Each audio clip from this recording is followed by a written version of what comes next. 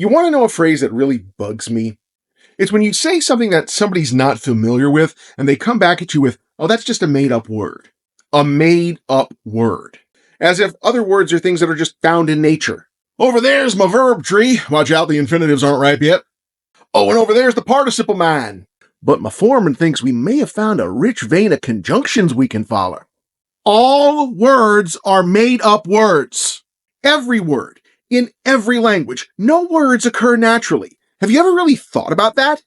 Every single spoken word you have ever heard in any language is nothing but a very specific series of grunts and whistles that somebody decided meant a specific thing, and then they just convinced everybody else to go along with it.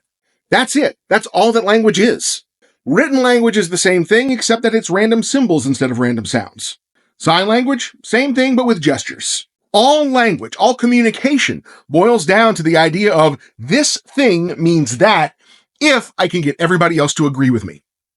Sometimes we make up a new word and it's based on other words. Like, for example, when somebody first built an apparatus to help him saw wood and noticed that that apparatus kind of looked like the thing he already called a horse, well, hence the term sawhorse. Sometimes these new words become popular through their use in popular culture. For example, the very first recorded instance of the word majestic was in William Shakespeare's play Henry VIII. Swagger made its first appearance in A Midsummer Night's Dream. Eyeball first showed up in The Tempest. Obviously, people had eyeballs before Shakespeare, it's just they didn't call them that. In fact, linguists have identified over 1,700 words and phrases that are in use today that first showed up in the writings of William Shakespeare. Now, that doesn't necessarily mean that Shakespeare invented them all, mind you. It's just that his writing is the earliest writing in which those words and phrases are known to exist. And since they don't exist in any writing before that time period, that seems to indicate that Shakespeare, or at least somebody around that time period, made them up. It's even happening today. Every year, Merriam-Webster releases a list of new words that are being added to the dictionary. Embiggen is my favorite one. It came from an episode of The Simpsons from 1996, and in the show, it was used in a joke context.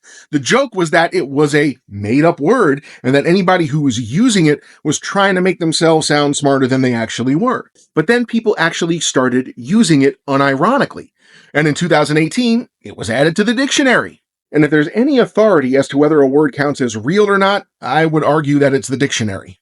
A lot of younger people are using that word and have no idea where it came from. Be honest, how many of you just thought it was Miss Marvel's catchphrase? Making up a word is easy. Come on, let's go ahead and do one right now. Debumbulate. To debumbulate, I have decided, means to tell people about an entertaining or educational video found on social media. Hey, did you debumbulate Blake's latest LitReel yet? No, but I debumbulated the one from last week. Yeah, I'm not sure if this week's is really worth the debumbulation. Nonsense syllables, right? And as of right now, the only people in the world who've ever even heard the word debumbulate are myself and my son Edward, who insists on being here with me when I record these. Hi, everybody! But that's only true until other people hear the word and start using the word and explain the word. And eventually, everyone uses it. That's how languages grow, friends. Now, that doesn't mean you have to like all of the new words. Some of them are objectively stupid. Skibbity Brits! See what I mean? But just because a word is stupid doesn't make it less real than any other. So the next time you hear somebody call something a made-up word, go ahead and debumbulate this video to them, because they need to understand there's nothing wrong with that.